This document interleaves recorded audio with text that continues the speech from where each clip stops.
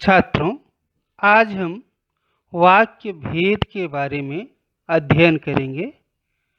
इस पाठ में या इस वीडियो में हम वाक्य का अर्थ या परिभाषा तथा वाक्य के प्रकार, इन बातों का विस्तार से अध्ययन करेंगे। तो सबसे पहले वाक्य किसे कहते हैं, वाक्य की परिभाषा क्या है, यह हम जान लेते हैं।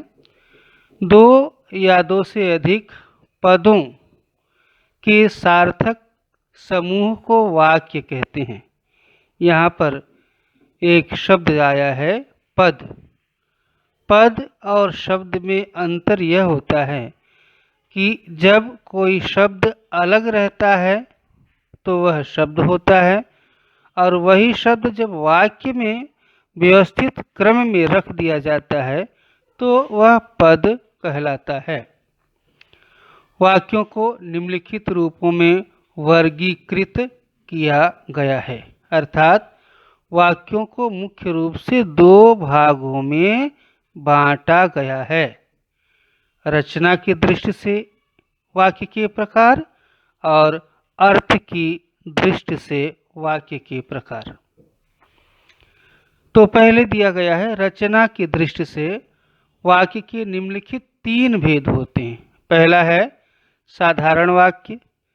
साधारण वाक्य की परिभाषा कुछ इस प्रकार से है: जिन वाक्यों में एक ही क्रिया, एक ही उद्देश्य और एक ही विधेय होता है उन्हें साधारण वाक्य कहते हैं। जैसे राधा गाती है, दूसरा है दिव्या ने गृह कार्य किया। दूसरा है मिश्र वाक्य। जिन वाक्यों में एक मुख्य या प्रधान वाक्य हो और अन्य उस पर आधारित उपवाक्य हों उन्हें मिश्र वाक्य कहते हैं। इन वाक्यों में मुख्य उद्देश्य और मुख्य विधेय के अलावा एक से अधिक क्रियाएं होती हैं। उदाहरण दिया गया है: मैं जानता हूँ कि तुम हकलाते हो। दूसरा है यदि परिश्रम करोगे तो सफल हो जाओगे। छात्रों, मिश्र वाक्य की सबसे बड़ी पहचान यह है कि इनमें से अधिकांश वाक्य जो हैं वह किसी न किसी शर्त के अनुसार, जैसे जो, जिसने, जब, ज्यों, किंतु, इन शब्दों के साथ आरंभ होते हैं। दूसरी बात ये कि इनका जो प्रथम उपवाक्य होता है, जिसे प्रधान उपवाक्य कहते हैं, इसका अर्थ तभी आपको पूरी तरह से मालूम होगा, स्पष्ट होगा, जब दूसरा उपवाक्य, जिसे आश्रित उपवाक्य कहा जाता है, वह बोला जाएगा, बताया जाएगा। बिना आश्रित उपवाक्य के बारे में जाने प्रधान उपवाक्य का अर्थ स्पष्ट नहीं होता है। तीसरा वाक्य है रचना के आधार पर। तीसरा वाक्य संयुक्त वाक्य। जो वाक्य दो या दो से अधिक स्वतंत्र उपवाक्यों से मिलकर बने और आपस में किसी संयोजक अर्थात कंजंक्शन से जुड़ा हो, उसे संयुक्त वाक्य कहते हैं। उदाहरण दिया गया है: वह सत्यवक्ता था, उसका भाषण सटीक लगा। दूसरा है तुम पढ़ने आए हो कि खेलने। तो इस तरह से यहाँ पर यह संयुक्त वाक्य हुआ। छात्रों, संयुक्त वाक्य के जो यहाँ पर उदाहरण दिए गए हैं वे सटीक उदाहरण नहीं हैं। आप संयुक्त वाक्य में जो ये जान लें कि जो योजक होते हैं, संयोजक होते हैं, यहाँ पर जो दोनों वाक्यों में जो योजक या संयोजक दिए गए हैं वो दोनों ही बराबर नहीं हैं, दोनों ही उचित नहीं हैं। संयुक्त वाक्य में जो योजक या संयोजक आते हैं उनमें से कौन कौन से हैं ये जान लें आप: और, या, तथा, एवं, किंतु, परंतु, लेकिन, इसलिए, यही योजक जो होते हैं संयुक्त वाक्य में आते हैं।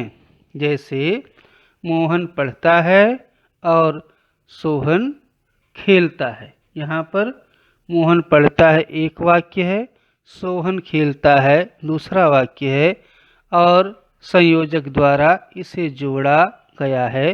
तो इस तरह से यहाँ पर ये संयुक्त वाक्य होगा। इस पुस्तक में ये दोनों जो उदाहरण दिए गए हैं ये संयुक्त वाक्य के उदाहरण नहीं हैं।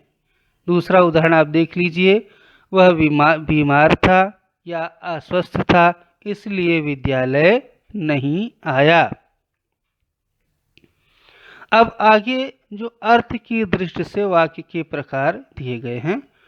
अर्थ के आधार पर वाक्यों को निम्नलिखित रूप में वर्गीकृत किया जाता है। वर्गीकृत मतलब उसे बांटा जाता है, अलग अलग वर्गों में, क्लास या श्रेणियों में रखा जाता है। वैसे तो अर्थ के आधार पर वाक्यों के 8 प्रकार बताए गए हैं, परंतु आपकी इस पुस्तक में, व्याकरण की जो पुस्तक दी गई है आपको, उसमें 6 प्रकार ही दिए गए हैं। पहला है अर्थ के आधार पर जो वाक्य के 6 भेद हैं, उसमें पहला भेद है विधानार्थक वाक्य। जिस वाक्य से क्रिया के करने या होने की सूचना प्राप्त हो वह वाक्य विधानार्थक वाक्य कहलाता है।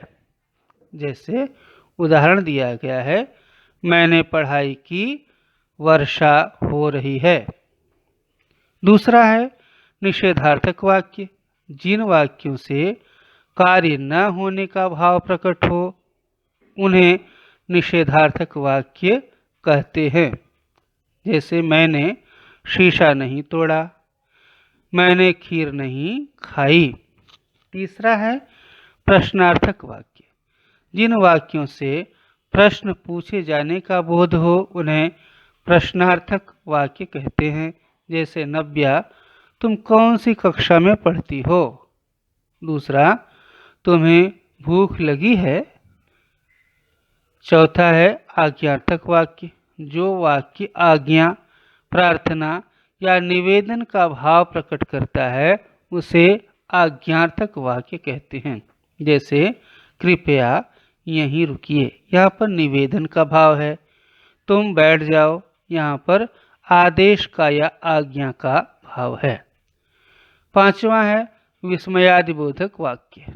जिन वाक्यों से आश्चर्य, घृणा, क्रोध, शोक आदि भाव प्रकट होते हैं उन्हें विस्मयादिबोधक वाक्य कहते हैं। जैसे शाबाश, तुमने सही काम किया।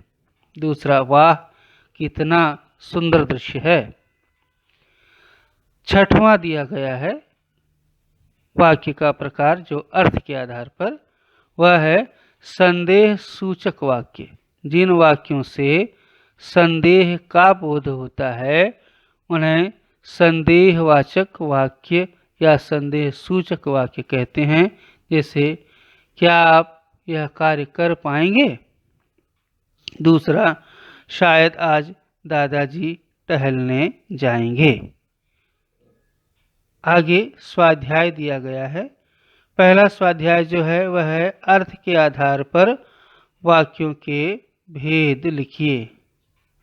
पहला है, क्या पैसा कमाने के लिए गलत रास्ता चुनना उचित है? तो यहाँ पर प्रश्न पूछा गया इसलिए क्या है ये प्रश्नार्थक वाक्य होगा। इस वर्ष भीषण गर्मी पड़ रही थी, यहाँ पर क्या है विधानार्थक वाक्य है। आप उन गहनों की चिंता न करें, इसमें न नकारात्मक भाव है इसलिए यह निषेधवाचक है। अगला, सुनील जरा ड्राइवर को बुलाओ। यहाँ पर किसी को कोई कार्य करने के लिए कहा गया है इसलिए यह आज्ञार्थक वाक्य है। अपने समय के लेखकों में आप किन्हें पसंद करते हैं? यहाँ प्रश्न पूछा गया है इसलिए यह प्रश्नार्थक वाक्य है।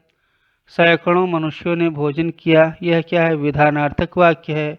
हाय कितना निर्दयी हूँ मैं, यह क्या है विस्मयबोधक या विस्मयार्थक वाक्य है। काकी उठो भोजन कर लो। यहाँ पर काकी को उठने के लिए भोजन करने के लिए कहा गया है, इसलिए ये आज्ञार्थक वाक्य है।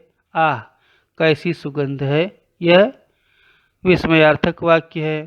10वां है तुम्हारी बात मुझे अच्छी नहीं लगी। यहाँ पर नकारात्मक भाव है, इसलिए यह निषेधवाचक वाक्य है।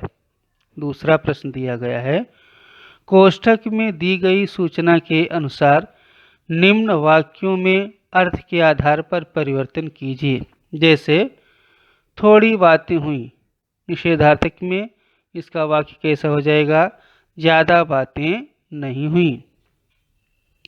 दूसरा है मानू इतना ही बोल सकी, इसका प्रश्नार्थक हो जाएगा क्या मानू इतना ही बोल सकी।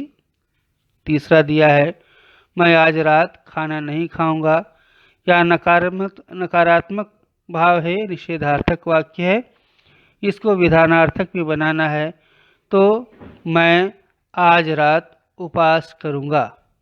चौथा है गाय ने दूध देना बंद कर दिया। विस्मयार्थक वाक्य में अरे गाय ने दूध देना बंद कर दिया। फिर 5वां तुम्हें अपना ख्याल रखना चाहिए। आज्ञार्थक में तुम अपना ख्याल रखो।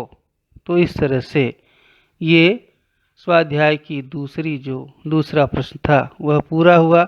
आगे देखिए रचना के आधार पर वाक्यों के प्रकार पहचान कर कोष्ठक में लिखिए। रचना के आधार पर वाक्य के इतने प्रकार हैं, 3 प्रकार हैं, सरल या साधारण वाक्य, मिश्र वाक्य और संयुक्त वाक्य। पहला है अधिकारियों के चेहरे पर हल्की सी मुस्कान और उत्सुकता छा गई, ये साधारण वाक्य या सरल वाक्य है। दूसरा हर ओर से वह अब निराश हो गया था, ये भी क्या है, सरल या साधारण वाक्य है। उसे देख देख बड़ा जी करता कि मौका मिले और उसे चलाऊं, ये क्या है, मिश्रित वाक्य है। दूसरा वह बूढ़ी काकी पर झपटी और उसे दोनों हाथों से झटक कर बोली, ये क्या है, संयुक्त वाक्य है। 5वां इतने मोटे तौर पर 2 वर्ग किए जा सकते हैं, ये सरल या साधारण वाक्य है। अभी समाज में यह चल रहा है कि क्या चल रहा है, यह, तो यहाँ पर अगर पहले उपवाक्य का अर्थ पूरा न हो बिना दूसरा जाने तो वह मिश्रित वाक्य होगा, ये मिश्रित वाक्य है। अगला स्वाध्याय ब दिया गया है। यहाँ पर अर्थ के आधार पर वाक्यों के भेद बताने हैं। पहला सूर्य पूर्व दिशा में उगता है, यह विधानार्थक वाक्य है। दूसरा मैं उपवास में कुछ नहीं खाता हूँ, ये निषेधार्थक वाक्य है। यह पेड़ क्यों काटा जा रहा है, प्रश्नार्थक वाक्य है। शायद आज वर्षा होगी, यह संदेहवाचक है। यदि ध्यान से देखकर चलोगे तो कोई समस्या नहीं आएगी। वाह क्या बात है, ये क्या है, 6वां विस्मयार्थक वाक्य है। और 5वां जो है वास्तव में यह संकेतवाचक वाक्य है। तो छात्रों इस तरह से आपका वाक्य भेद का यह अध्याय या पाठ या टॉपिक यहीं पर समाप्त होता है। धन्यवाद।